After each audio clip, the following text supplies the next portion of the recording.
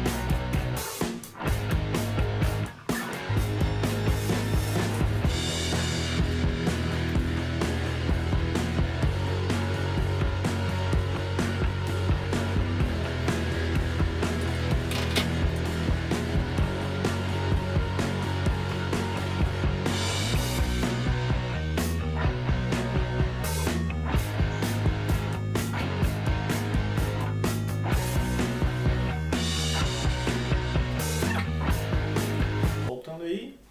Galera, então assim, ó, aqui modelos atômicos, aqui relações numéricas. Então acaba acoplando todo o conteúdo aí para vocês para o teste, beleza? Então você vai lembrar o que? A lógica, mais ou menos 500 a.C., né? Você tem dois gregos aqui, Leucipo e Demócrito, que trouxeram a ideia da definição da palavra átomo, né? Então aqui ainda é um conceito muito filosófico, que eles pegaram um papiro, que seria uma folha que a gente utiliza hoje em dia, né? Uma folha antiga, foram rasgando, e pela definição deles, quando você não conseguisse mais repartir aquela matéria, né? Tivesse um pedacinho minúsculo, mas que você enxergasse ainda, aquela menor parte divisível seria o átomos, ou seja, parte que não divide. Então aquilo seria o átomo.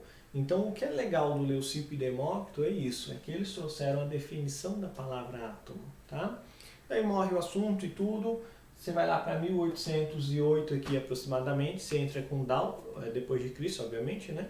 Você vai para Dalton com o modelo da bola de bilhar. Ele tem acesso, né, a essa ideia do modelo de Leucipo e Demócrito, foi um dos poucos manuscritos que conseguiu ser salvo, né, durante esse período de treta aí que rolou na história, que é a humanidade sem ter uma treta, né, no mundo. Uma tretazinha mundial ou outra, né? E daí você tem o modelo da bola de bilhar. A gente tem que lembrar, não existe um modelo mais correto que o outro, e sim um modelo que vai se adaptando e se corrigindo a partir do outro. Tem que lembrar que são épocas diferentes e cada um lidava com a tecnologia que tinha disponível, tá?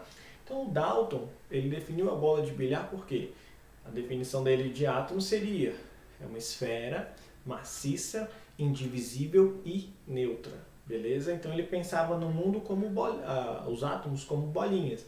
E o átomo aqui para Dalton ainda é indivisível, beleza? Só fazendo um gancho aqui com outro tópico, é no modelo de Dalton onde a gente começa a ter a ideia da lei de Lavoisier.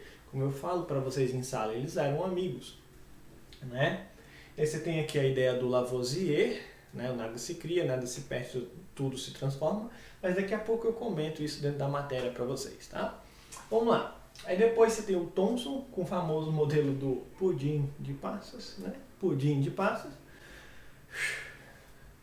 Que é legal. O cara descobre o elétron, né? E isso que é importante também. A partir do Thomson, o átomo é divisível, tá? Aí eu sempre comento se sala e tudo. Se manteve o nome de átomo em respeito ao contexto histórico aí, né, esse tempo todo, com o nome permanecendo átomo. Então, a palavra átomo agora não é mais o que não é divisível, e sim a essa matéria que está sendo introduzida e sendo debatida, tá? Mas então, a partir de Thomson, o átomo é divisível sim, porque ele descobre a primeira partícula elementar, né? Existem 3 partículas elementares, existem as subpartículas e tudo mais, tá, gente? Mas para o modelo atômico, a gente trabalha só 3 elementares. Vou falar na ordem de descoberta: elétron, próton e nêutron, beleza? Então, tranquilo, né? Aí você tem o Rutherford depois, né? Com a ideia do sistema planetário. Já no Rutherford, ali nessa época, você tem o Goldstein, com a descoberta do próton, a definição e tudo. Então, o Rutherford conseguiu fazer um modelo em que no núcleo extremamente denso, né, você teria os prótons, e ao redor dele, como órbitas, na ideia do sistema planetário, órbitas elípticas, né, seria o Sol e os planetas ao redor do Sol, ok? E esses planetas ao redor do Sol seriam os elétrons na eletrosfera, tá bom? Beleza?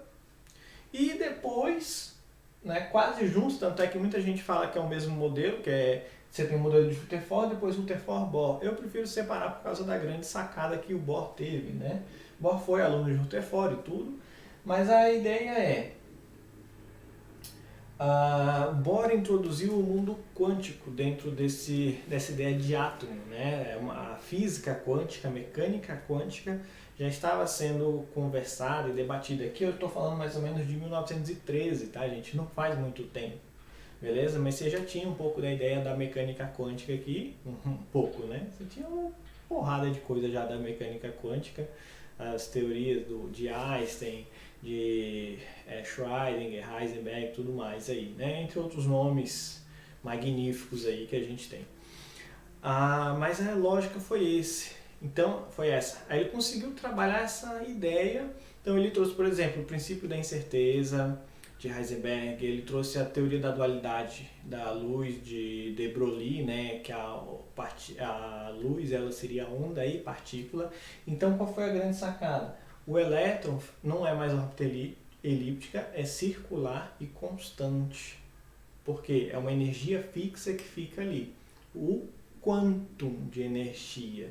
A gente começa a ter uma ideia do que é uma mecânica quântica. Não tem nada a ver com coach quântico, terapia quântica, essas conversas fiadas aí, tá, gente? Beleza? Eu sempre debato isso em sala com vocês. Vamos falar de ciência. Então, quando eu falo de quântico, quantum, eu estou falando de uma unidade de medida muito pequena, numa escala muito pequena, tá? Em que é o legal, por isso que eu gosto de frisar muito Bohr.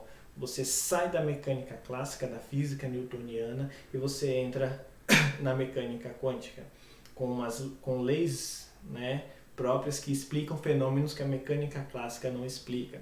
Então a mecânica clássica está errada? Não, tá? É que são, digamos assim, são mundos diferentes. Mas, beleza? E daí com o Bohr você tem os números quânticos, mas esse vai ser matéria mais para frente, tá? E aqui o que é legal, Bohr, modelo do Bohr, você ainda tem só elétrons e prótons. O nêutron veio depois, aproximadamente 1932, com James Chadwick, tá? Ele fez lá em cima da química nuclear, né? Fez um bombardeamento, colidiu lá uma partícula alfa com hélio e conseguiu liberar uma partícula de valor neutro, né? Sem carga, ou seja, o nêutron depois com os estudos e tudo mais, tá? Beleza? Para modelo é isso. E aí vamos lá, em relações numéricas aqui, gente. Aqui é o que vocês adoravam em sala de aula, né? Por exemplo, eu tinha uma reação desse estilo aqui, ó. O que a ideia dessas relações vai ter aqui? Se eu falar do Lavoisier, se eu tiver 10 gramas de reagentes, lembra da lei de Lavoisier, nada se cria, nada se perde, tudo se transforma. Então a quantidade de matéria permanece constante em um sistema fechado, beleza? Então quer dizer, se eu tenho 10 gramas de reagentes, depois de acontecer formar os meus produtos, eu tenho que ter 10 gramas dos produtos, beleza? Por exemplo, assim, ó, 5 gramas de A mais 5 gramas de B, deu 10 gramas, né?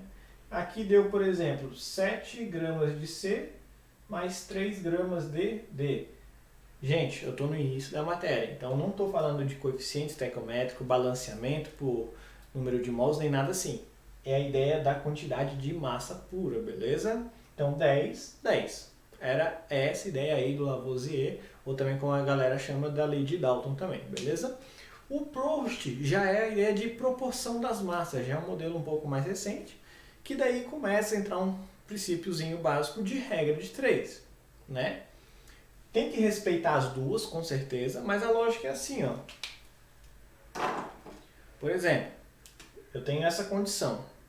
Aí eu vou lá e faço assim, poxa, mas e se eu estiver usando 10 gramas de A e não 5, estiver usando 10? Quantos gramas, qual a massa de C que eu irei formar, irei produzir, entendeu? Então o Proust, ô meu abençoado, velho. Então o Proust vai ter essa lógica aqui, ó. Ou seja, uma regra de 3 entre A e C, né? Então lá, ó, entre A e C. 5 gramas de A formam 7 gramas de C.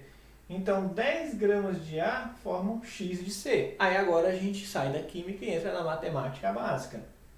Regra de 3, multiplica cruzado, 5x é igual a 7 vezes 10. 5 está multiplicando, passa dividindo. 10 dividido por 5 dá 2. E 7 vezes 2, 14 gramas. Beleza? Essa é a ideia da lei de Proust, ou regra de 3. Tá bom, gente? Então fica tranquilo, fica de boa. São esses tópicos aí que vocês vão ter, tá? Eu vou ficando por aqui. Bom teste para vocês e nos vemos em breve.